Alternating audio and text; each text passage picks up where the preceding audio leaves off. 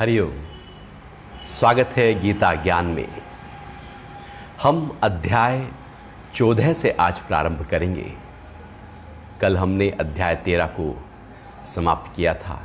यह अध्याय है 3 गुणों के ऊपर, प्रकृति के ऊपर। यह अध्याय है सत्व रज तम, और इस अध्याय का नाम है गुणत्रय विभाग योग। जो 3 गुण हैं वो किस तरह से कार्य करते हैं। तो शुरू करते हैं 14वें अध्याय का पहला श्लोक। श्री भगवान बोले, ज्ञानों में अति उत्तम उस परम ज्ञान को फिर से कहूंगा जिसे जानकर सभी मुनि इस संसार से मुक्त होकर परम सिद्धि को प्राप्त हो गए। ज्ञानों में अति उत्तम उस परम ज्ञान को फिर से कहूंगा।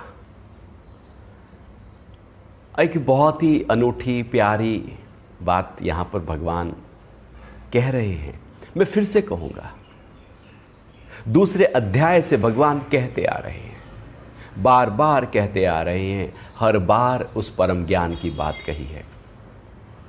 दूसरे ही अध्याय में सांख्य योग और परम ज्ञान की बात से प्रारंभ होते होते अब 14वें अध्याय में भी फिर कह रहे हैं कि मैं फिर से कहूंगा।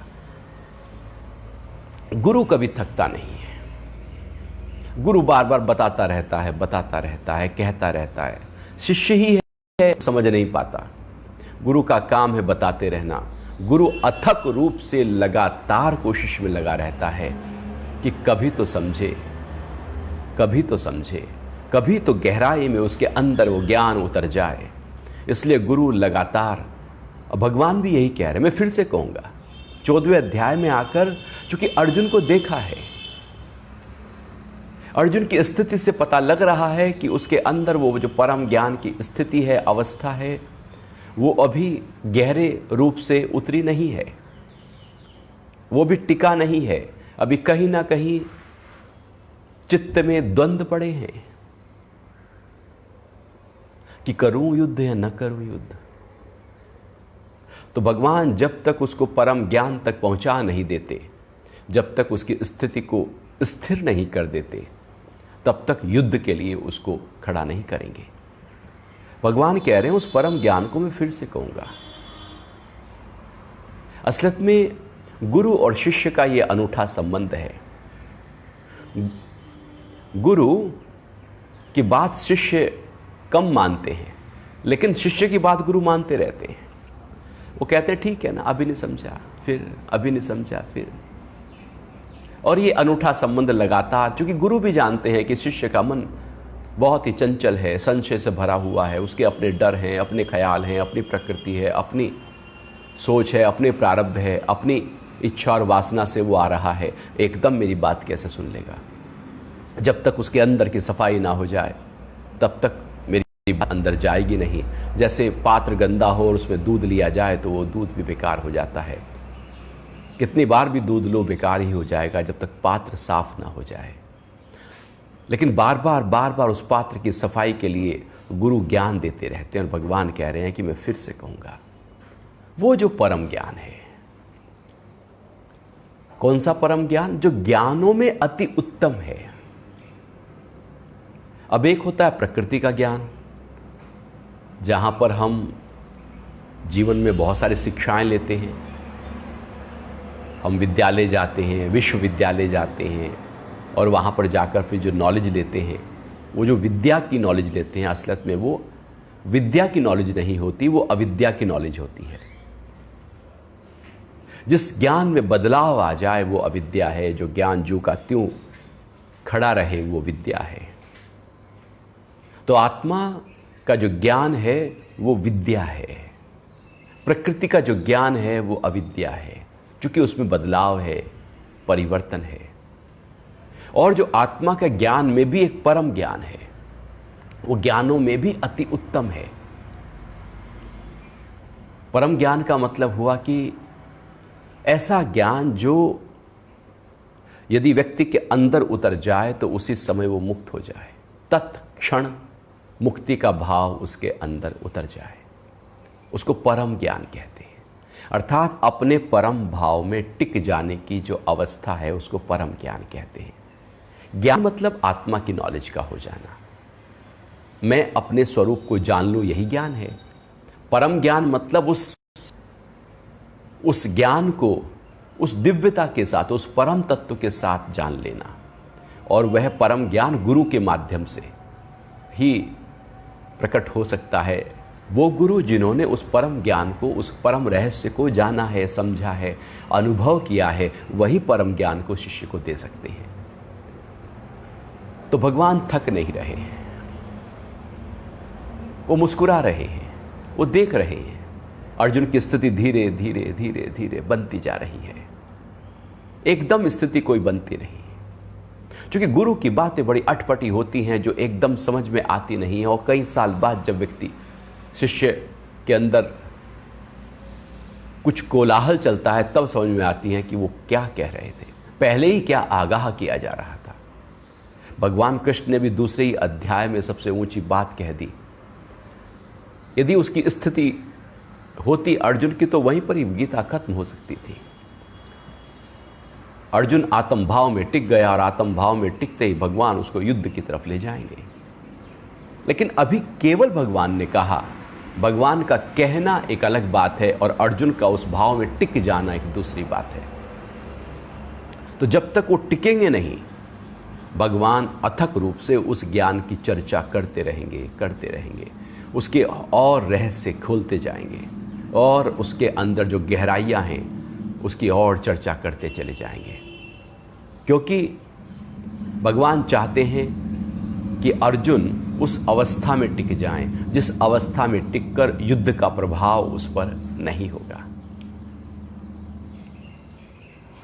तो भगवान कह रहे हैं कि ज्ञानों में अति उत्तम उस परम ज्ञान को फिर से कहूंगा, जिसे जानकर सभी मुनि इस संसार से मुक्त होकर परम सिद्धि को प्राप्त हो गए हैं।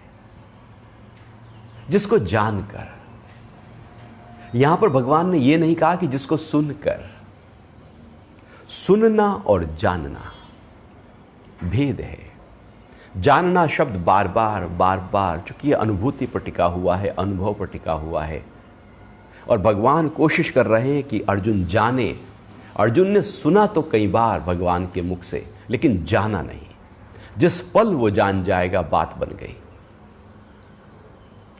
सुन तो हम लेते हैं, हमने सबने सुना है, आत्मा अजर है, अमर है, नित्य है, शाश्वत है, अनादि है, अनंत है, न मर सकता है, न कट सकता है, न गल सकता है, न जल सकता है, न जन्म होता है, न मौत होती है।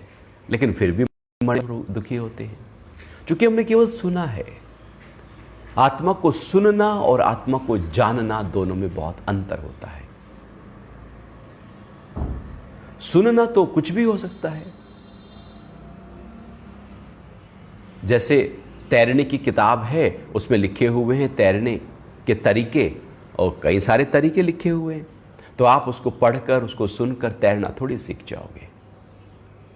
अमीर होने के तरीके लिखे हुए हैं, अब वो अमीर पूल में, नदी में, तालाब में उतरना पड़ेगा, तब वो तैरना सीखेगा। वो घर की बाल्टी में तैरना थोड़ी सीख लेगा। जानना उतरने की प्रक्रिया है, स्थिति है जिसमें हमें टिकना है। और भगवान बार बार कह रहे जानना, उसको जानकर, उसको समझकर, उसमें टिक कर, उसकी अनुभूति करके, उसका अनुभव करके। तो उस परम ज्ञान को जानकर सभी मुनि इस संसार से मुक्त होकर परम स्थिति को प्राप्त हो गए हैं। जिन्होंने आज तक जाना, जो उसको जान ले वही मुनि है। मुनि का मतलब होता है कि जो मनन कर रहा है, जिसने अपने मन को अपने काबू में कर लिया है, जिसका मन वश हो गया है, जिसके मन में विचार, विकार, वृत्तियां, वासनाएं, इच्छाएं, संस्कार अब दौड़ नहीं रहे,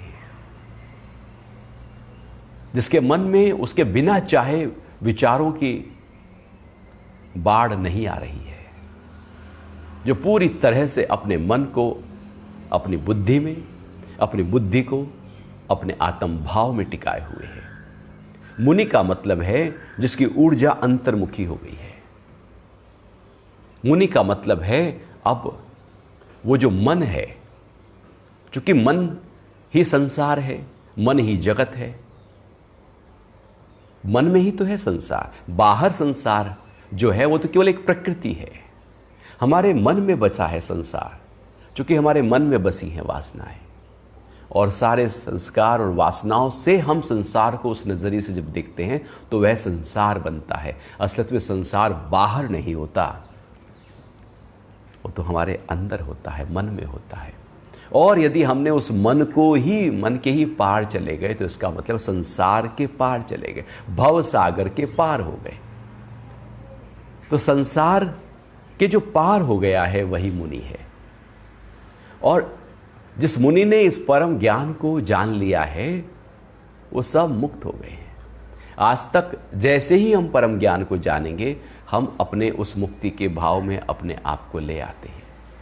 मुक्ति और कुछ नहीं, परम ज्ञान, अपने आत्म ज्ञान, अपनी आत्म स्थिति में टिक जाना ही मुक्ति है।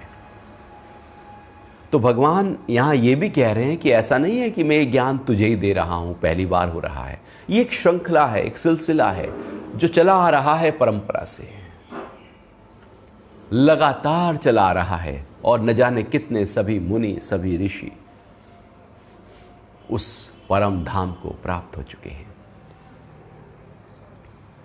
आगे बढ़ते हैं और दूसरे श्लोक में भगवान 14वें अध्याय के क्या कह रहे हैं। इस ज्ञान पर चलकर पुरुष मेरे स्वरूप को प्राप्त होकर पुनः सृष्टि के आदि में न जन्म लेते हैं और ना ही प्रलय काल में व्याकुल होते हैं। अब इस ज्ञान पर चलकर, चलना महत्वपूर्ण है। ज्ञान लेना और कुछ समय के लिए ज्ञान में टिकना। जैसे हम लोग, ऐसा है ना कि ध्यान के लिए बैठते हैं और कुछ दिन ध्यान किया, ध्यान लगा और फिर ध्यान हम भूल जाते हैं, या वो ध्यान केवल 10-15 मिनट तक सीमित हो जाता है। तो ध्यान पर चलना नहीं हुआ। ध्यान पर चलने का मतलब है कि अब ध्यान लगातार ही है, 24/7 है। केवल ध्यान का मतलब 5-10 मिनट के लिए आंख बंद करके अपने स्वरूप के साथ बैठने को ध्यान थोड़ी कहते हैं। ध्यान तो फिर आपकी रहनी में आ जाएगा। आपके सुबह उठने से लेकर नित्य कर्म हो रहे हैं, लेकिन आपका ध्यान जगा है। आप नहा रहे हैं 5 मिनट के लिए, लेकिन आपका ध्यान नहाने पर है, ब्रश करने पर है, मुंह धोने पर है। आप जब ब्रेकफास्ट ले रहे हैं तो वहाँ ध्यान है। आप जो कर रहे हैं, आपका मन पूरी तरह से एकाग्र होकर वहीं पर टिका हुआ है। और जब दिन भर हम इस ध्यान की स्थिति में अपने आप को बनाए रखेंगे कि जो भी कर्म हो रहा है, हम यदि कदम भी उठा रहे हैं तो ध्यानपूर्वक, हम कुछ बोल रहे हैं तो ध्यानपूर्वक, सुन रहे हैं तो ध्यानपूर्वक, देख रहे हैं तो ध्यानपूर्वक, मेरा ध्यान, मेरे द्वारा किए गया ऐसा कोई कर्म नहीं जहां पर वो ना हो। तो जब इस तरह से ध्यानपूर्वक हमारी दिनचर्या होने लगती है, तो जब हम अलग से ध्यान के लिए बैठते हैं तो हमारी स्थिति तैयार हो चुकी है। अब उसमें कोई ज़्यादा समस्याएं नहीं आएंगी, व्यवधान नहीं आएगा, मन भागेगा नहीं, क्योंकि हम दिन भर चल रहे हैं उस ध्यान पर। तो ध्यान पर लगातार चलते रहने से जब ध्यान की स्थिति में हम बैठते हैं तो वो बहुत ही शीघ्रता से प्राप्त हो जाती है। तो चलना महत्वपूर्ण है। इसलिए भगवान कह रहे हैं कि जो मेरे इस परम ज्ञान पर चलते हैं। अब हम चलते हैं क्या? जैसे हमने गीता को सुना, क्या गीता पर हम चलते हैं? गीता को मानते हैं या गीता की मानते हैं? गीता को मानकर हम प्रणाम करते हैं, नतमस्तक होते हैं, पूजा में रखते हैं, धूप बत्ती कर लेते हैं, कसम खा लेते हैं, लेकिन गीता को मान रहे हैं। गीता में क्या लिखा है, क्या उसको हमने अपने जीवन में अपनाया है? गीता की माननी है, गीता को नहीं मानना। गीता को मानने से गीता की मानना छूट जाता है। चलना है गीता पर। तो हमने सुबह को ज्ञान सुना सत्संग में, इस चर्चा में, दिन भर क्या हम उस पर चले? चलना महत्वपूर्ण है, प्रैक्टिस करते रहना महत्वपूर्ण है। वो प्रैक्टिस ही तो हमें उस स्थिति तक हमें पहुंचाएगी। यदि प्रैक्टिस ही नहीं की तो फिर तो वो बेकार हो गई, वो तो आई गई बात हो गई, वो तो मन भुला देगा। जैसे अभी हम बैठे हैं 1 घंटे के लिए, बहुत ही सुंदर चर्चा आपस में कर रहे हैं। 9 बजे सत्संग पूर्ण हुआ, बस हम अपने काम धंधे पर लग गए और भूल ही गए कि क्या चर्चा हुई थी 1 घंटा। मन इतना उस्ताद है कि वो भुला देगा, ढक देगा। ऐसे ही कि जैसे कुत्ता होता है ना, वो पोटी करता है और अपनी पोटी के ऊपर वो रेता वेता सब मट्टी वट्टी डाल देता है, उसे ढक देता है, वो दिखता ही नहीं है कि पोटी पड़ी है। ऐसे ही, ठीक ऐसे ही हम भी, हमारा मन भी हमारे ज्ञान के ऊपर अज्ञान डाल देता है, अज्ञान से उसको ढक देता है और दिन भर फिर हम उस पर चलना छोड़ देते हैं। ज्ञान लगातार सजग रहे और उस पर हम चलते रहें, वो महत्वपूर्ण है। चलना महत्वपूर्ण है, उसमें केवल जानना महत्वपूर्ण है कि हमने आसन को जान लिया, अब आसन तो कर नहीं रहे हैं। प्राणायाम को जान लिया, प्राणायाम तो कर नहीं रहे हैं। गीता को सुन लिया लेकिन उस पर चल तो रहे नहीं है। भगवान को इसलिए कहना पड़ा। देखो, एक एक शब्द जो है उसके मायने हैं, यूं ही नहीं है कि बोल दिया, एक गहराई है। शब्द कहां से आ रहे हैं? यदि भगवान के मुख से आ रहे हैं तो उसके एक एक शब्द में बहुत गहरे स्तर की बात होगी। गुरु से निकलने वाला हर शब्द बहुत ही गहराइयों से होता है। तो चलना, चलकर, भगवान कह रहे हैं कि इस ज्ञान पर चलकर, जैसे हम किसी मंजिल को पाना चाहें तो जब हम मंजिल को पाना चाहते हैं तो उस मंजिल की तरफ चलना पड़ता है हमको। भले पैदल चलो, साइकिल से चलो, स्कूटर से चलो, कार से चलो, बस से चलो, प्लेन से चलो, ट्रेन से चलो, यात्रा तो करनी पड़ेगी ना, तभी तो लक्ष्य पर पहुंचेंगे। वो यात्रा बाहर की भी हो सकती है, वो यात्रा अंदर की भी हो सकती है। यहां जो बात हो रही है वो अंदर की यात्रा की बात हो रही है। अंदर चलना है, उसमें लगातार गति हमारी होनी चाहिए। तो कह रहे हैं कि चलकर मेरे स्वरूप को प्राप्त होकर पुनः सृष्टि के आदि में न जन्म लेते हैं और ना अंत में व्याकुल होते हैं। तो जो चलते रहते हैं, चलते रहते हैं, चलते रहते हैं, वो मंजिल को पा ही जाते हैं। जो चलता है वो पहुंचता है, जो चलता ही नहीं वो तो वहीं खड़ा है, वो तो आलस्य में आ गया, उसके अंदर तो तमगुण बढ़ गया। चलना महत्वपूर्ण है। बाहर भी जो लोग अच्छा पद, धन, कीर्ति कमाते हैं वो उस दिशा में चलते रहते हैं, प्रैक्टिस करते रहते हैं, करते रहते हैं, चलते रहते हैं, चलते रहते हैं। वो दिशा नहीं भटकते, वो संशयों में नहीं रहते, वो ठहर नहीं जाते, वो आलस्य में नहीं आ जाते, प्रमाद में नहीं आ जाते। जो प्रमाद में आ जाते हैं, आलस्य में आ जाते हैं, वो कभी भी आगे नहीं बढ़ सकते। और हम सब चाहते हैं आगे बढ़ना, लेकिन उसके लिए कर्मठता हमारी नहीं होती, हमारी गति नहीं होती उस दिशा में। तो दिशा में गति होना, तो भगवान कह रहे हैं कि जब वो चलता रहेगा तो वो मेरे उस लक्ष्य को, वो जो उसका लक्ष्य है, लक्ष्य क्या है अध्यात्म का, परमात्मा को पा लेना। तो भगवान कह रहे हैं जो चलता रहेगा वो मुझे प्राप्त हो जाएगा, और जो मुझे प्राप्त हो जाएगा वो फिर आदि में फिर से जन्म नहीं लेगा, और प्रलय काल में भी जो मृत्यु का समय होगा वो व्याकुल नहीं होगा। तो जिसने जान लिया कि आत्मा क्या है, परम आत्मा क्या है, जिसने जान लिया ये शरीर क्या है, ये शरीर पदार्थ से बना हुआ है, जो बना है वो जाएगा, वो जा ही रहा है, वो टिकेगा तो है नहीं। तो जिसने इस प्रकृति के मूल स्वरूप को जान लिया, शरीर के मूल स्वरूप को जान लिया कि वो तो जाएगा ही जाएगा, लेकिन एक परम आत्मा है जो कभी भी नहीं जाएगा, जो हमेशा है और वैसा ही रहने वाला है। तो वो जो परम आत्मा है उसको जान लिया और प्रकृति को जान लिया, तो दोनों को जानने से ये पक्का हो गया कि पदार्थ तो जाएगा और परमात्मा जो का त्यों रहेगा। तो फिर जब मृत्यु का काल होगा तो व्याकुलता खत्म हो गई। व्याकुलता क्या है, डर क्या है मौत का?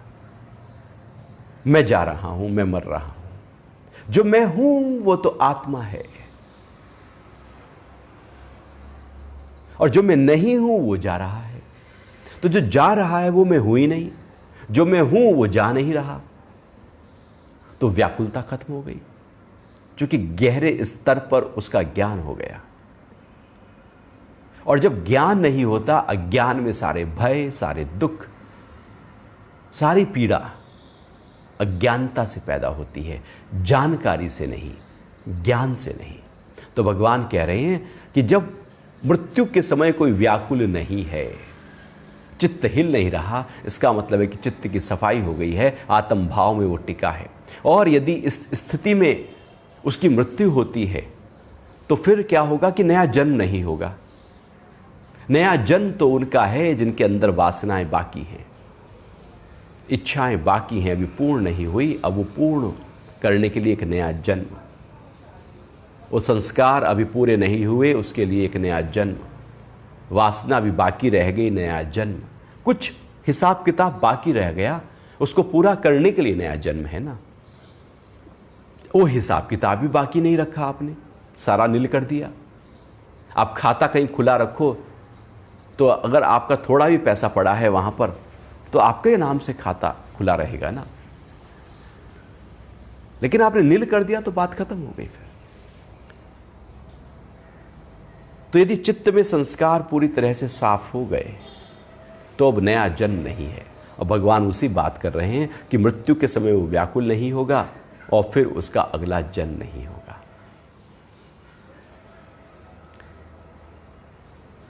तो आगे तीसरे श्लोक में 14वें अध्याय के भगवान कहते हैं कि हे भारत, महत ब्रह्म रूप मूल प्रकृति मेरी योनि है, उसमें मैं जीव रूप गर्भ को स्थापन करता हूँ। उस जड़ चेतन के संयोग से समस्त भूतों की उत्पत्ति होती है। अब भगवान यहाँ पर बात कर रहे हैं कि सृष्टि का आरंभ कैसे हुआ, प्रारंभ कैसे हुआ। ये सृष्टि का आरंभ प्रकृति, जो मूल प्रकृति है, और जो परमात्मा है, इन दोनों के संयोग से हुआ है। वैसे ही जैसे प्रकृति में एक बालक का जन्म भी माता और पिता के संयोग से होता है, आप ही नहीं हो जाता, आप ही हो ही नहीं सकता। जो उत्पन्न हुआ है वो संयोग से उत्पन्न हुआ है। उत्पन्न के लिए संयोग की आवश्यकता है, चाहे वो किसी भी स्तर का संयोग हो, वो सूक्ष्म से सूक्ष्म हो या स्थूल हो, लेकिन संयोग चाहिए। क्योंकि पूरी सृष्टि संयोग से बनी है, सृष्टि का आरंभ ही संयोग से हुआ है। वो संयोग था, वो भोग था, महाभोग।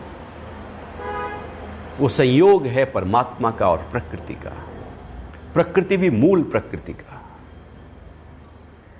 तो भगवान कह रहे हैं कि जिस प्रकृति की मैंने बात कही, जिस प्रकृति में विकृति होती है और 24 तत्व पैदा हो जाते हैं, जिसकी चर्चा हम करते आए कि प्रकृति है, प्रकृति पुरुष के संयोग के साथ में विस्फोट होता है, सत्व रज तम 3 गुणों में हलचल पैदा होती है, और सबसे पहले महत तत्व यानी कि कॉस्मिक इंटेलिजेंस पैदा होती है, उससे फिर अहंकार उत्पन्न होता है, फिर 11 इंद्रियां, 5 ज्ञानेंद्रियां, 5 कर्मेंद्रियां और एक मन उत्पन्न होता है, 5 तन्मात्राएं उत्पन्न होती है और 5 महाभूत उत्पन्न होते हैं। इस तरह से ये पूरी सृष्टि इस रूप में बस बनती चली जाती है। जैसे एक बच्चा है, माता पिता के संयोग से उत्पन्न होता है, तो उसके हाथ, पैर, नाक, मुंह, कान वो सब बनते चले जाते हैं। वो पूरे का पूरा एक शरीर बन जाता है, अंदर बहुत कुछ हो रहा होता है। ऐसे ही पुरुष और प्रकृति के संयोग से पूरी सृष्टि उत्पन्न हो जाती है।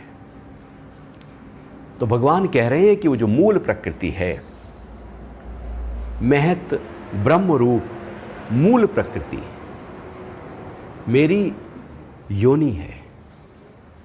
जैसे माता की योनि है, वहाँ पर पिता का बीज जाकर बालक को उत्पन्न करने में सहयोगी होता है। तो पहले योनि चाहिए। किसी भी उत्पन्न होने के लिए उस पात्र की आवश्यकता होती है जहाँ पर वो चीज़, वो जो प्रोडक्ट है वो तैयार होगा। चाहे वो आप फैक्ट्री में देखें तो वहाँ भी तो एक स्थान चाहिए ना जहाँ पर वो प्रोडक्ट तैयार होगा। पेड़ भी होगा तो उसके लिए एक स्थान चाहिए ना, वो जड़, वो जो माटी है नीचे जहाँ पर जड़ें हैं, वो उसकी योनि है, वहाँ से वो उत्पन्न हो रहा है, जहाँ से बीज बोया जा रहा है। कोई तो एक आधार चाहिए ना। तो पूरी सृष्टि के लिए, उत्पन्न करने के लिए भगवान कह रहे हैं कि ये जो मूल महत रूप ब्रह्म रूप प्रकृति है वो मेरी योनि है, और उसमें मैं जीव रूप गर्भ को स्थापन करता हूं।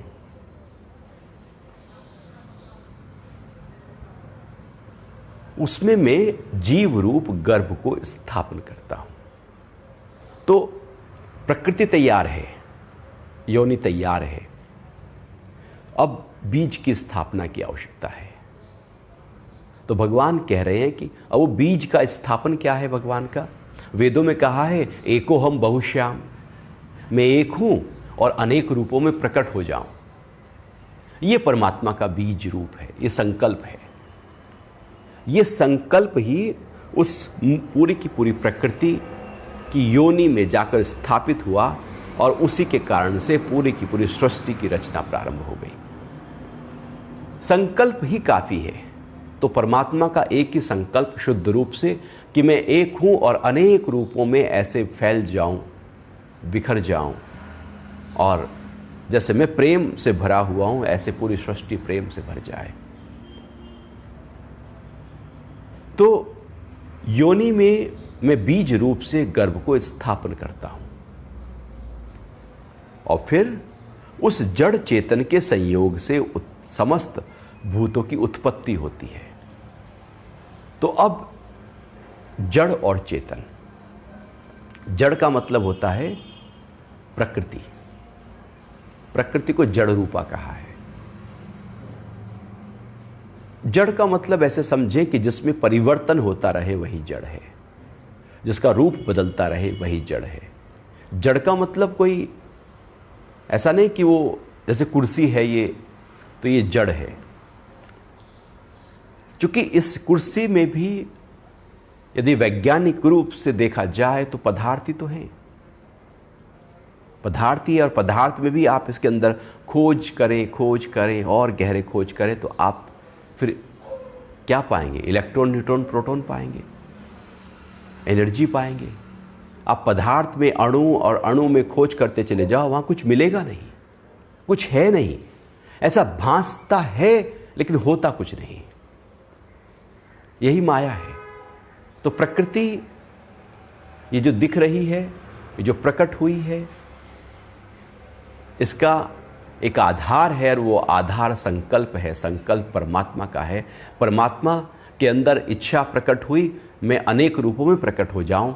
तो प्रकृति, मूल प्रकृति में एक विक्षोभ हुआ और फिर वो पूरी तरह से सृष्टि का आरंभ हो गया, प्रारंभ हो गया।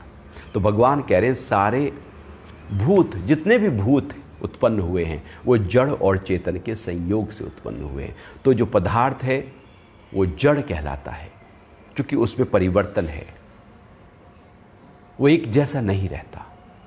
प्रकृति में ऐसा कुछ भी नहीं है जिसमें बदलाव ना हो, जिसमें रद्दो बदल ना हो। यहां सब बदल रहा है। आप पेड़ों को देखो, पत्ते बदलते रहते हैं, हरे हुए, पीले हुए, कमज़ोर हुए, एकदम सूखे और झड़ गए, फिर नई कोपल आ गई। ऐसे ही हर जगह, हर स्तर पर, सूक्ष्म से लेकर स्थूल तक बदलाव ही बदलाव है। चाहे वो पहाड़ हो, चाहे वो सूरज हो, सब में बदलाव हो रहा है। जो प्रकट हो गया है वो बदलाव की तरफ चला गया, वो नाश की तरफ चला गया, वो डेटोरिएट की तरफ चला गया, वो प्रलय की तरफ चला गया। और जो बदलाव की तरफ चला जाए वही जड़ कहलाता है।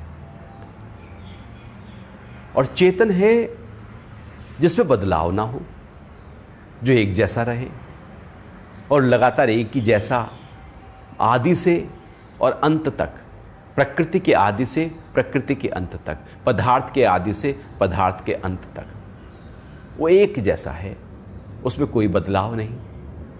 तो इन दोनों का संयोग होता है, एक जो बदल रहा है उसका और एक जो है जो बदला नहीं उसका। तो हमारे शरीर में भी एक शरीर है जो जड़ कहलाएगा, क्योंकि इसमें हर सेल के स्तर पर बदलाव हो रहा है, और एक चेतना है, आत्मा है, जिसके आधार पर यह बदलाव हो रहा है, क्योंकि वही तो आधार है बदलाव का, क्योंकि वही तो भगवान कह रहे हैं कि बीज है। तो एक जड़ है और एक चेतन है, इन दोनों का संयोग से सारे भूत उत्पन्न हुए हैं। तो उत्पत्ति की बात यहां पर भगवान ने कही, कैसे ये पूरी सृष्टि का निर्माण हुआ, कैसे ये उत्पन्न हुई। क्योंकि अर्जुन को वो अब और गहरे स्तर पर सब कुछ बता देना चाहते हैं। गुरु अपने पास कुछ रखना नहीं चाहता, वो सब कुछ बता देना चाहता है। अब ये शिष्य के ऊपर निर्भर करता है कि वो कितना उस ज्ञान को उठा रहा है। बुद्धि यदि सूक्ष्म है तो ज्ञान उठेगा, और बुद्धि ही मोटी है, बुद्धि संशयों से भरी है, बुद्धि विकारी है, बुद्धि मायावी है, बुद्धि तामसी है, तो ज्ञान होते हुए भी उठ नहीं पाएगा। जैसे जोहरी को ही पता है कि ये हीरे की वैल्यू क्या है, लेकिन आप आलू बेचने वाले के पास यदि हीरा ले जाओगे तो फिर वो उसकी वैल्यू बता नहीं पाएगा, क्योंकि उसकी वो बुद्धि नहीं है, उसकी बुद्धि आलू में है। शायद जोहरी को आलू के बारे में उतना जानकारी नहीं होगी, उसकी बुद्धि वहां चलती है, उसकी बुद्धि वहां चलती है। तो हमारी जो शिष्य की बुद्धि है वो ज्ञान के लिए तैयार हुई है या नहीं हुई है। यदि वो तैयार हो गई है तो ज्ञान को उठाना शुरू कर देगी, और वो तैयार ही नहीं हुई है तो ज्ञान, अच्छे से अच्छा ज्ञान भी ऊपर से निकल जाएगा, समझ ही नहीं आएगा कि क्या गया, कहा गया। तो भगवान कह रहे हैं कि हे भारत, महत ब्रह्म रूप मूल प्रकृति मेरी योनि है, उसमें मैं जीव रूप गर्भ को स्थापन करता हूं। उस जड़ चेतन के संयोग से समस्त भूतों की उत्पत्ति होती है। एक श्लोक और पढ़ लेते हैं, अध्याय 14 का श्लोक 4।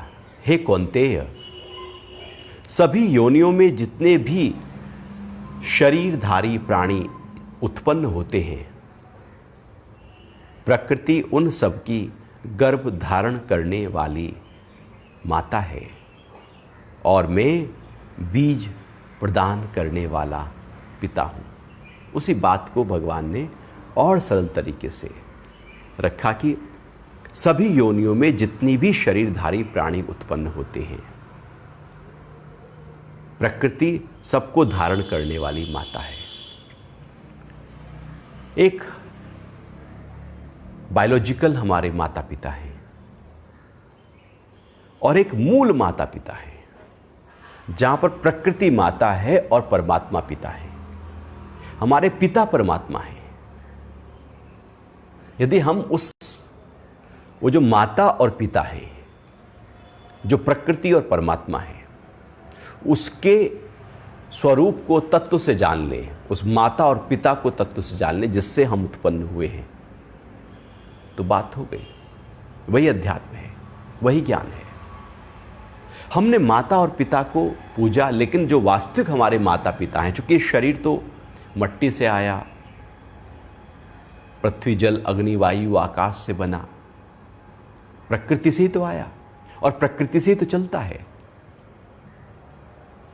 आप इस शरीर को यदि लालन पालन करना चाहते हो तो कैसे करोगे?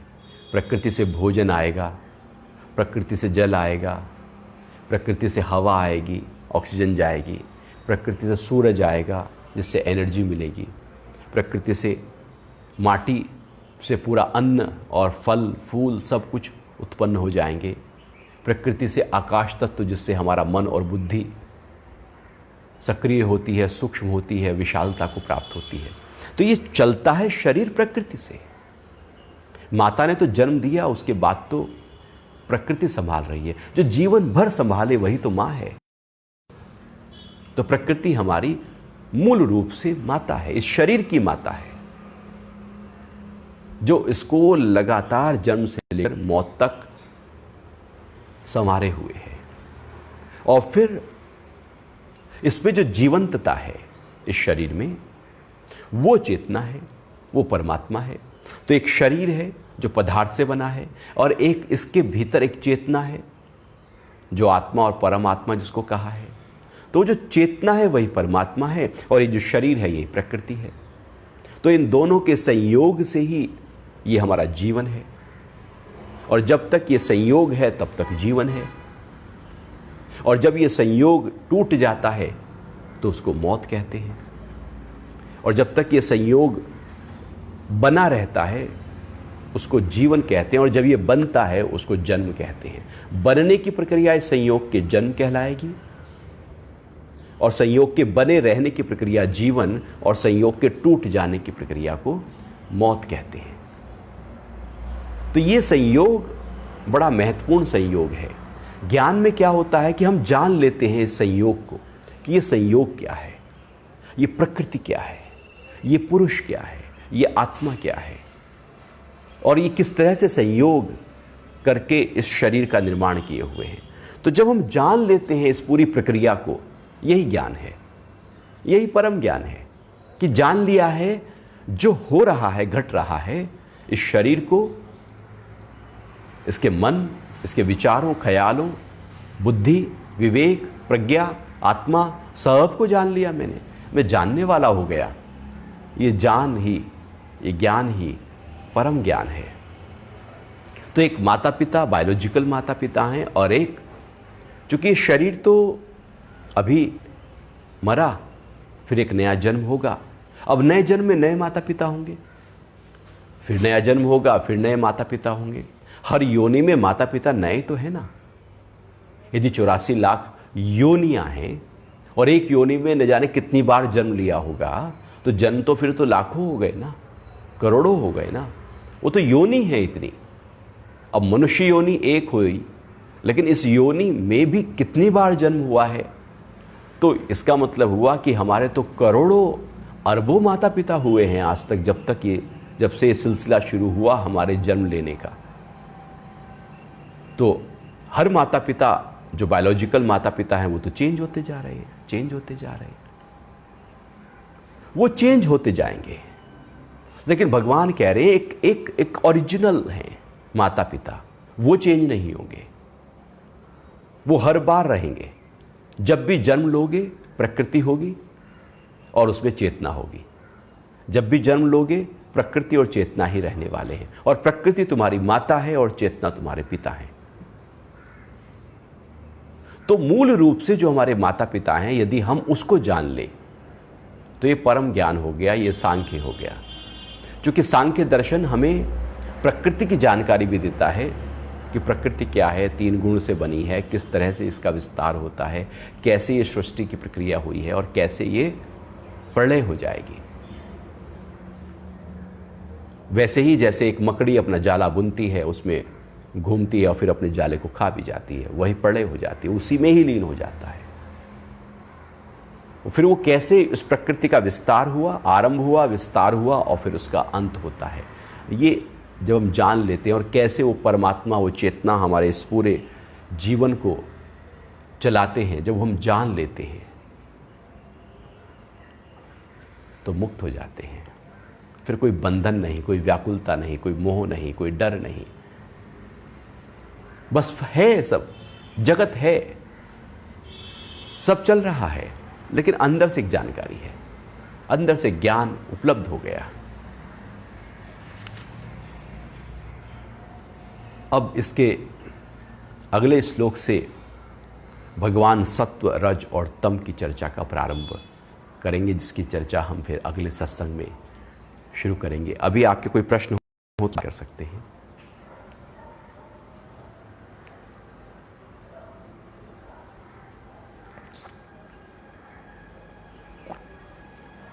हाँ, ध्यान को कैसे जीवन में अपनाएं। ध्यान को हम करना तो चाहते हैं, हम सब करना चाहते हैं, लेकिन ना तो उसके लिए हम समय निकाल पाते हैं, ना बैठ पाते हैं, ना निश्चित समय दे पाते हैं, ना हमारी उतनी रुचि है। ध्यान करना ये मन के ऊपर के स्तर का एक भाव है, मन की गहराइयों का भाव नहीं है।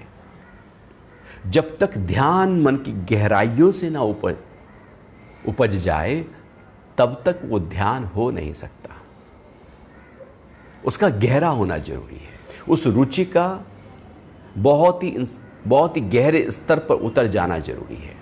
जैसे कोई रुचि अंदर से हो और बहुत ही गहरे स्तर पर हो, तो आप उसको पूरा करने में लग जाओगे। किसी वासना को गहरे स्तर पर वो वासना उमड़ रही हो, तो आप उसको पूरा करने में लग जाओगे। लोग तो बहुत कुछ भारी से भयानक कर्म कर बैठते हैं उस वासना को पूरा कर लेने के लिए। तो रुचि कितने स्तर की है वो महत्वपूर्ण है। चूंकि ध्यान कोई ऐसे ही बच्चों का खेल नहीं है कि हम एकदम कभी भी कर लेंगे। और ऐसे ही तो होता है कि हम व्यक्ति कहता है कि अरे अभी तो जवानी है, अभी क्या ध्यान करेंगे, अभी तो सब ठीक है ना। उम्र बढ़ती जाती है, वो कहता है अभी और बात कर लेंगे, बाद में कर लेंगे। फिर एक उम्र ऐसी आती है, अब ध्यान के लिए ना शरीर लायक होता है, ना बैठ पाता है, और ध्यान में बैठते ही वो थकान अंदर इतनी होती है, चूंकि वो B12, D3 और बॉडी पैरामीटर्स जो भी हो सकते हैं वो सब नीचे की तरफ डेटोरिएट कर रहे होते हैं, तो वो नींद आ जाती है। जैसे बासी फूल पूजा के काम नहीं आते, ऐसे ही जब ऊर्जा पूरी तरह से शरीर से निकलने का समय आ रहा हो, तो फिर वो ध्यान के लिए उपलब्धता नहीं हो पाती। ध्यान के लिए उपलब्धता तो बस अभी का काल है। अभी को पकड़ लो, कल को नहीं छोड़ना। हम कल पे छोड़ देते हैं, ध्यान कल कर लेंगे। अरे ध्यान में क्या रखा है? ध्यान ही तो है जो जीवन को हमें जीवंतता देगा, महक देगा, खुशबू देगा। नहीं तो हम तो परेशान हैं, दुखी हैं, उलझन में हैं, अज्ञान में हैं। क्यों तनाव में आ जाते हैं, क्यों बिखर जाते हैं हम, क्यों छोटी छोटी बातों पर इरिटेट हो जाते हैं हम, क्यों हमारा स्वभाव जरा सी परिस्थिति में एकदम हिल जाता है? क्योंकि गहरे स्तर पर ठहराव नहीं है। ध्यान गहरे स्तर पर एक ठहराव देता है, और जब वो ठहराव आता है तो बाहर की परिस्थिति कैसी भी हो, लेकिन हमारी जो स्व स्थिति है, आत्म स्थिति है, मन स्थिति है, वो मजबूत रहती है। बाहर का प्रभाव हम पर ना हो। यदि ये आर्ट डेवलप हो जाए तो हम कितने स्वभाव में रहेंगे। अब कोई प्रभाव नहीं, अब कोई अभाव नहीं, अब केवल अपना स्वभाव है। ये ध्यान से होगा, ये जुड़ने से होगा, अपने गहरे स्तर पर उतरने से होगा, अपनी चेतना को अनुभव करने से होगा। जैसा पेड़ एक जड़ को पकड़ कर रखता है तो वो खड़ा रहता है सालों साल, हजारों साल तक। वो कैलिफोर्निया में आप जाओ तो रेडवुड ट्रीज खड़े हैं, पहाड़ों पर जाओ आप, रेडवुड खड़े हैं ट्री, हजारों सालों से, 5000 साल से खड़ा है जी। बहुत तूफानों को झेला है, आंधी को झेला है, वो झेला है उसने प्रकृति की हर मार को, लेकिन खड़ा है वो। बाहर का एंटी फ्रेजाइल हो गया, बाहर का कोई भी हलचल उस पर प्रभाव नहीं डालती। ध्यान कुछ ऐसा ही करता है हमारे साथ। फिर बाहर की थपेड़े, बाहर की हलचल, बाहर की परिस्थिति, बाहर के शब्द, बाहर की हानि, बाहर के दुख, बाहर का डर, प्रभाव नहीं डालता। इसलिए ध्यान में जरूर उतरना चाहिए। ध्यान के लिए एक निश्चित एक स्थान, एक समय हम बनाएं और बैठ जाएं अपने साथ। कुछ ना करो, बैठ जाओ, केवल बैठना ही। जैसे छोटा बच्चा जब स्कूल में पहली बार जाता है उसको बस बैठाया जाता है, बैठ जा बेटा, और जैसे धीरे धीरे वो बैठने की आदत उसकी आती है, बस उसकी पढ़ाई शुरू हो जाती है। पहले में तो केवल बैठाया जाता है, और बैठे ही ना जाकर तो फिर तो पढ़ाई नहीं होगी। ध्यान में भी हम सोचे कि पहले दिन ही हम ध्यान की गहराइयों में उतर जाएं और कोई भी विचार ख्याल हमारे अंदर ना आए, ऐसा ना होगा। अभ्यास की आवश्यकता है। अभ्यास और वैराग्य चाहिए ध्यान की गहराइयों को पा लेने के लिए। और अभ्यास है निरंतरता से। रोज बैठो, ध्यान लगे न लगे लेकिन आपको बैठना है। ये पक्का तो कर लो। एक समय ऐसा हो कि जो बॉडी पूरी तरह से उस कमर गर्दन सीधा रखते हुए बैठ जाए, आंखें बंद हों, ध्यान सांसों पर ही क्यों ना हो, या ओम का ही अलग क्यों ना लगाया हो, या ध्यान को आज्ञा चक्र पर ही क्यों ना रखा हो, बस कोशिश करते जाओ, कोशिश करते जाओ। जब ख्याल में मन भाग जाएगा तो फिर धीरे से मन को फिर श्वासों पर ले आना, वो फिर भाग जाएगा, फिर ले आना, वो भागता जाएगा, आप लाते जाना। एक समय ऐसा आएगा उसके भागने का समय कम हो जाएगा, फ्रीक्वेंसी कम हो जाएगी, और जब आप उसे लेकर आओगे तो वो ठहरना उसका ज़्यादा बढ़ जाएगा। तो ये प्रक्रिया लगातार ध्यान में करते रहना। मन भागता जाएगा, आप उसको लाते जाना। यही तो अभ्यास है, यही यत्न करना और उसकी स्थिति का बनाना ही अभ्यास है, जिसको महर्षि पतंजलि अभ्यास कहते हैं। वो मन भागेगा, ले आओ, यत्न करो, प्रयास करो, कोशिश करो, अभ्यास करो, बार बार मन को लाओ। क्योंकि उसकी आदत पुरानी है। मन हजारों सालों से भाग रहा है, सबका भाग ही रहा है। जब से जन्म लिया इस जीवन में तब से भाग रहा है। अब हम कहें कि ठहरे, वो एकदम कैसे ठहरेगा? उसकी कुछ युक्तियों को हमें इस्तेमाल करना पड़ेगा, कुछ विधियाँ, कुछ टेक्निक्स, कुछ टूल्स अपनाने पड़ेंगे, कुछ तरीके अपनाने पड़ेंगे। और जब तरीके अपनाए जाते हैं तो एक कुत्ता भी ट्रेंड हो जाता है और वो फिर करतब दिखाने लगता है। ये तो हमारा मन है जो जीवंतता से जुड़ा हुआ है। जैसे ही आप उसकी ट्रेनिंग शुरू करते हैं, मेडिटेशन माइंड ट्रेनिंग प्रोग्राम है। माइंड को ट्रेंड किया जाता है पहले, उसके बाद मन से भी परे जाया जाता है। वो एक बाद की अवस्था है, लेकिन पहले मन को ट्रेंड तो करें, उसकी एकाग्रता को और गहरा आयाम तो दे। अभी हमारा मन तो ऐसे ही है ना, एकदम भाग रहा है, फ्रिकल माइंड है, वो ठहरता ही नहीं है। एक ख्याल सोचने लगो, आप कभी बैठना, आप एक प्रयोग करना और आप कहना कि चलो मैं आज ना गिन कर 50 बार सांस भरूंगा और निकालूंगा। आप पहुंच ही नहीं पाओगे 50 बार तक। पता लगा 5 बार में मन भाग गया, आप गिनते ही रह गए, मन तो कहीं और जा चुका है। आप लेट जाना कभी शवासन करने के लिए और कहना मैं अपने अंगों पर ध्यान लेकर आऊँगा। आप देखना मन तो थोड़ी देर में भाग गया। आप बैठ जाना खाना खाने के लिए और कहना कि मैं खाना खाते हुए केवल अपने ध्यान को अपने खाने पर रखूँगा। वो भाग जाएगा, वो भाग रहा है।